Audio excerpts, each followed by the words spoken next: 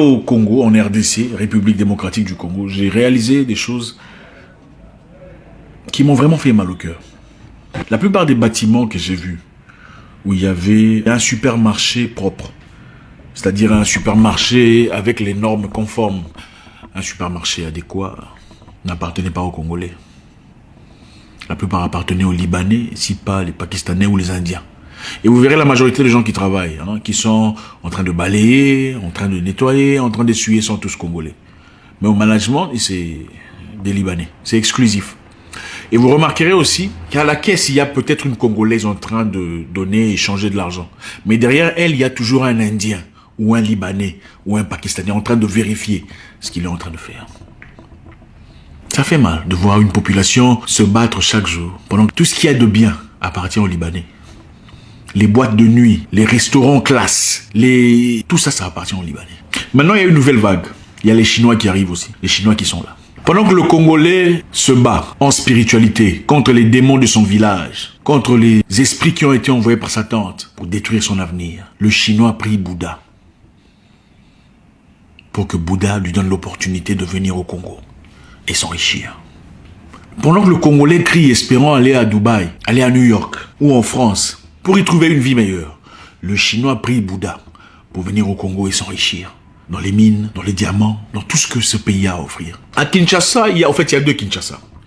Il y a Kinshasa et République de la Gombe. Gombe, c'est la ville. D'accord? Donc la ville est Kinshasa. La ville où il y a des bureaux est Kinshasa. Et ceux qui vivent dans Kinshasa ne sont pas nécessairement considérés ou respectés autant que ceux qui vivent dans la République de la Gombe, qui est la ville. Maintenant, la République de la Gombe, qui est la ville, a presque entièrement été vendue aux Libanais. Parce qu'ils possèdent tout ce qu'il y a comme building, tout ce qu'il y a comme construction, de masse construction, emphatique, appartient aux Libanais. Je me demande un jour s'ils disaient, bon ok, désormais, nous on veut plus de vous les Noirs, restez là-bas, on va couper cette partie, ça va devenir le Liban. Vous faites quoi? Nous sommes ici dans un pays où tout est importé. Papier hygiénique importé. Allumettes importées, pas de dentifrice importé, tout est importé par les Libanais ou les Chinois. Le Chinois prie Bouddha pour qu'il quitte la Chine et qu'il vienne au Congo, achète des terres à Kinshasa, des terres où il travaille le sable. Je ne sais pas comment vous appelez ça techniquement. Le sable qu'on vend aux Congolais pour aller construire leur maison. Donc le Chinois quitte la Chine, il vient au Congo, achète vos terres à moins cher, travaille le sable et vous revend le sable pour vos propres constructions. Il quitte chez lui, il vient dans tes terres, il travaille tes terres, il te les vend. Et tu achètes. Et il devient millionnaire. Pendant que toi, tu pries encore demandant la bénédiction venant de Dieu. Qu'est-ce qu'on n'a pas compris de la vie? Il ne suffit pas de prier, mes frères. La prière seule est insuffisante. Rome n'a pas été construit à travers la prière. L'avion que vous prenez n'a pas été fabriqué à travers la prière.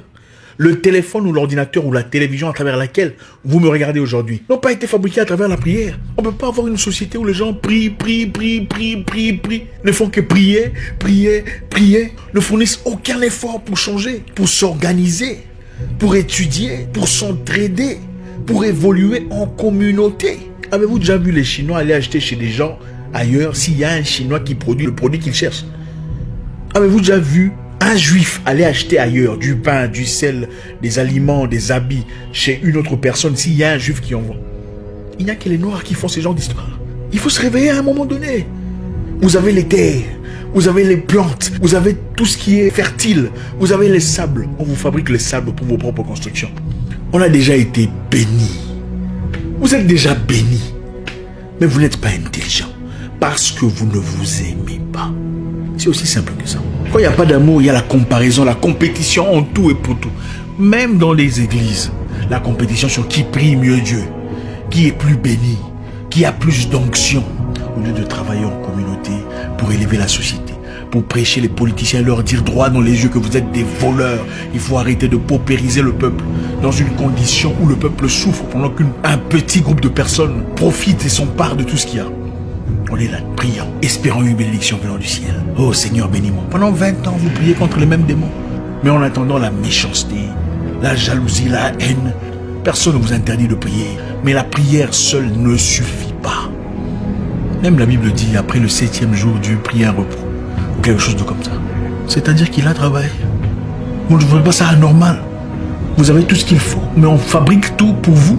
Tout. On fait tout pour vous comme des enfants. Ça ne vous étonne pas qu'on vit dans une société où aujourd'hui, on est obligé d'attendre à ce que l'aide vienne d'ailleurs. Dans cette situation qu'on vit, ça vous étonne? Nous sommes comme des enfants, sans identité, sans direction. Il faut attendre que machin, truc, quelque part là-bas, fabrique un truc, vous savez de quoi je parle, pour que vous soyez tous machin, comme des animaux. Bonjour, Tonyo Amafo, biso na omba wulera, takasere les gimakas. Qu'est-ce qui nous est arrivé? Oui, la Bible a dit qu'il faut prier sans cesse, mais la Bible a aussi dit il y a un temps pour tout. Il y a un temps pour réfléchir, sans nécessairement réfléchir dans la spiritualité. Tout n'est pas spirituel, les amis. Pourquoi vous ne priez pas pour faire vos enfants? Il faut passer à l'acte, n'est-ce pas? Pourquoi vous ne priez pas pour que vous soyez rassasiés? Il faut passer à l'acte. Quand vous puez de la bouche, pourquoi vous ne priez pas pour que la puanteur parle? Il faut brosser sa bouche. L'homme a une responsabilité physique à sa vie et son avenir. L'objectif de la vie, ce n'est pas de prier pour aller au paradis. Ce n'est pas pour ça que nous existons. Ne serait pas-il fou d'un Dieu créer un homme pour qu'il vive pendant un temps et mourir, aller au paradis? Pourquoi il n'a pas laissé les gens au paradis? Pourquoi il n'a pas carrément laissé les gens là où ils étaient dans l'inconscience? Il t'emmène ici, bon tu souffres pour aller au paradis. C'est ça la récompense. Qui vous a dit ça? Qui vous a dit que l'objectif de l'humain, c'est venir souffrir sur terre pour finalement voir s'il mérite d'aller au paradis ou pas? Même un gars de l'élémentaire ne pourrait pas faire un concept aussi stupide. Vous êtes sur terre pour des objectifs bien précis, pour laisser votre marque dans l'histoire. Regardez.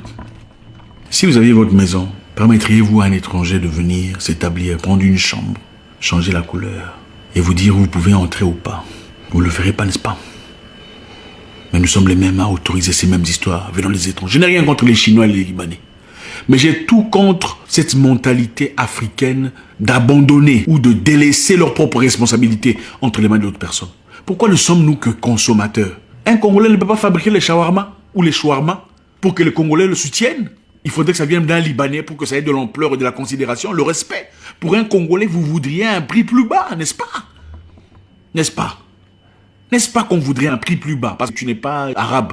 Un pays, ce n'est pas seulement avoir un gouvernement, un groupe de personnes qui se pensent intouchables, qui partent à contre-cours, à contre-vent dans les rues de Kinshasa, violant ainsi les propres lois qui ont été établies par la structure. Avoir un pays, c'est-à-dire avoir des familles qui s'aiment, avoir des clans qui se rapprochent, avoir des tribus qui s'acceptent, avoir une nation qui va vers une même direction, une direction de croissance. Le problème, ce n'est pas la bénédiction. On a déjà été bénis.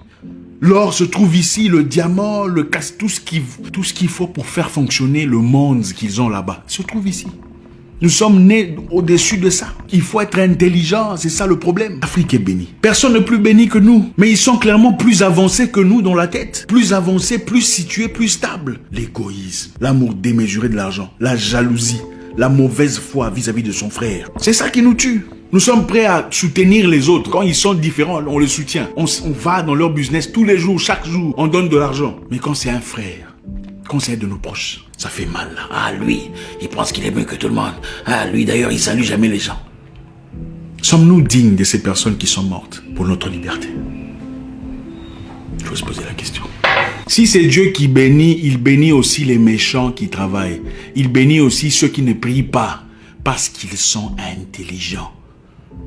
Vous êtes déjà béni. Développez votre intelligence et votre attitude. Chaque chose a son temps. Il faut aimer, il faut apprécier, il faut développer sa communauté. Les communautés des autres sont bien. On apprécie la Scandinavie parce qu'ils sont bien organisés. On apprécie leur système social dont on va profiter et abuser. Mais on peut créer ça chez nous. Pourquoi on ne le fait pas? Et quand on nous rejette là-bas, on crie au racisme.